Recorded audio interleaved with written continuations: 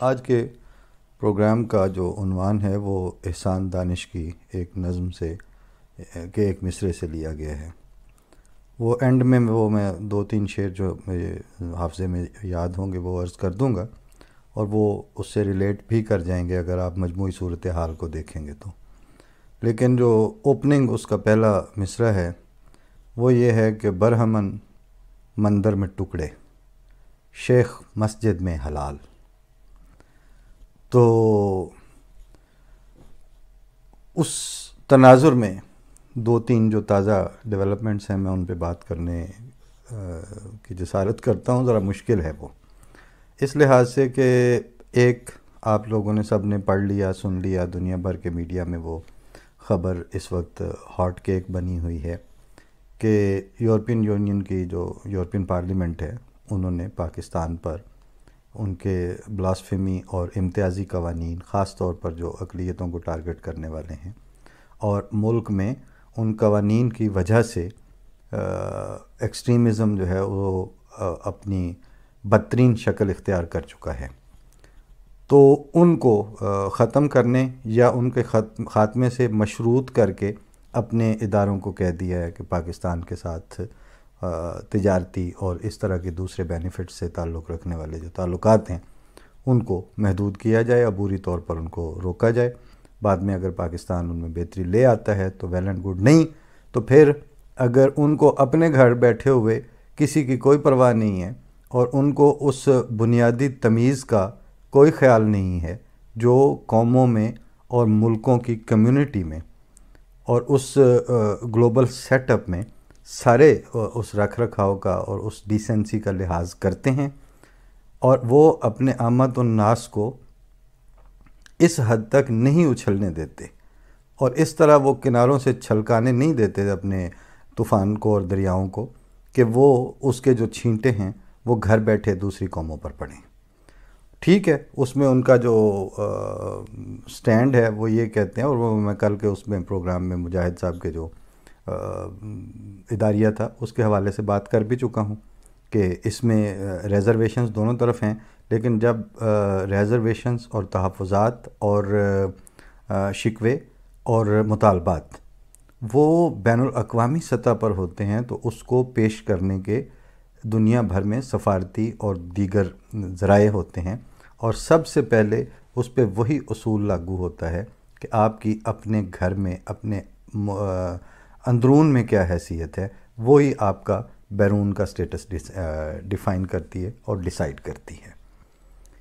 بہت سے معاملات میں ادنا عقل اور معمولی فراست رکھنے والے بھی جو ہیں وہ کہتے ہیں کہ جدے گھر دانے اودے کملے بھی سیانے. آپ نے کیا کیا ہے کہ آپ کے ایک تو گھر میں دانے نہیں تھے، اوپر سے آپ نے اپنے کملوں کو جو ہے وہ تو چھٹی دے دی کہ جاؤ بے شابہ تواڈیاں کرنا دے اتلے پاسے واگاں دے، اور جو آپ کے سیانے تھے ان کو آپ نے کھڈے لینے لگایا. وہاں پر آئی رحمان، ڈاکٹر مبشر حسن، سینیٹر تاج حیدر یا فرت اللہ بابر یا اس طرح کے وہ لوگ جو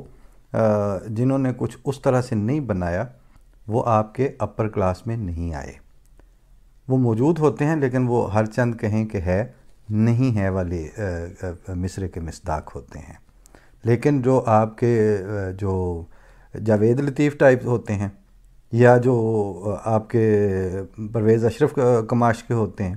وہ بہرحال اوپر آتے ہیں، ان کو انٹرم وزارت عظمیٰ بھی ملتی ہیں، ان کو سارا کچھ ہے. تو آپ نے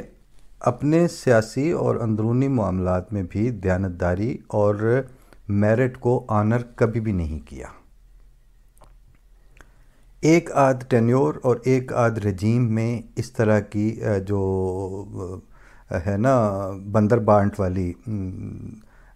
غلط تقسیم وہ چل سکتی ہے، لیکن 4-4 5-5 دہائیاں 2-2 نسلیں یہ معاملات نہیں چلتے.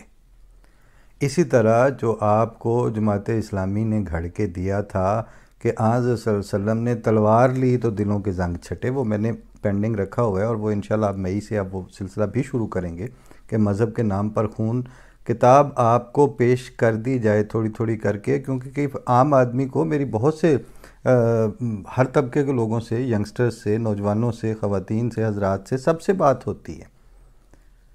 اور وہ اس بنیادی بات کو نہیں سمجھتے، اور ان کو بڑی حیرت ہوتی ہے کہ اتنی بڑی کھچ پاکستان نے کیوں مار لی۔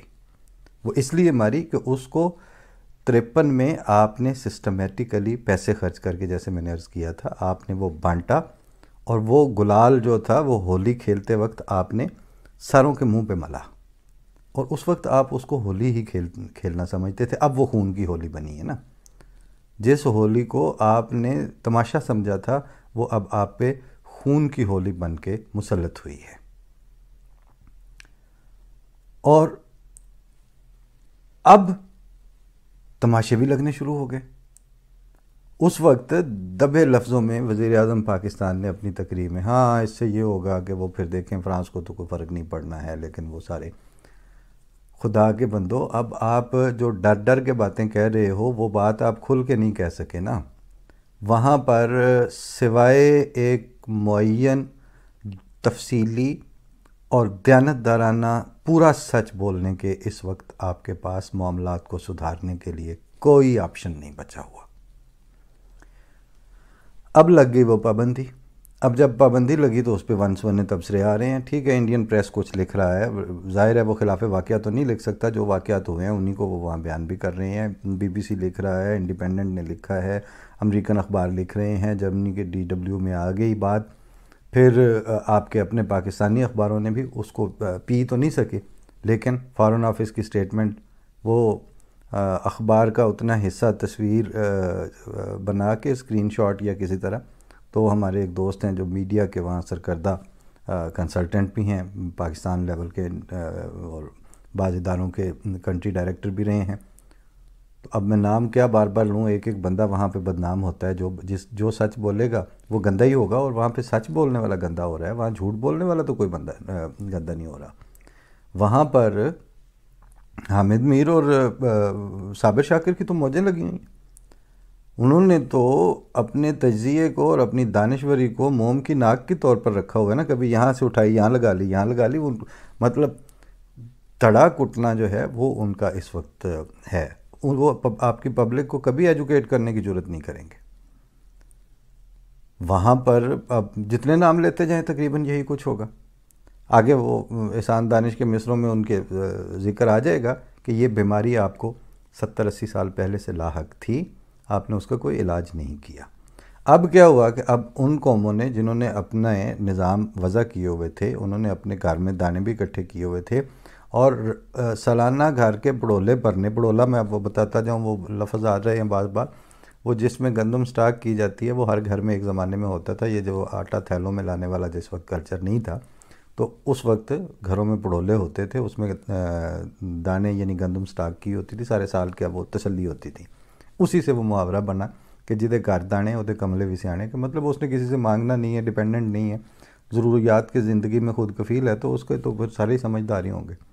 انہوں نے اپنے بڑولے بھرے ہوئے رکھے ہوئے ہیں، اس کا انتظام رکھتے ہیں۔ کرونا آیا اور مصیبتیں آئیں، ہر مصیبت سیدھے ہو کے انہوں نے سنبھالی، لیکن یہ وقت ان لوگوں پہ آنے پہ انہوں نے بھی اپنی پولیٹیکل سرکلز میں، اپنے سماجی اور سیاسی اور مذہبی اور آئینی اور اپنے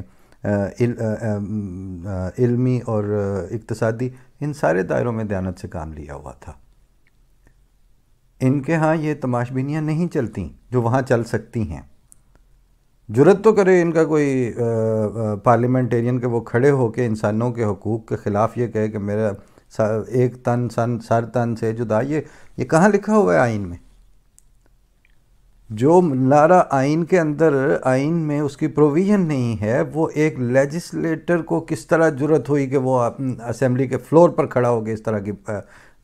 کہنا، تو کچھ اور ہی چاہیے۔ لیکن وہ کر چکا نا، یہ سٹیٹمنٹ اس نے جاری کی،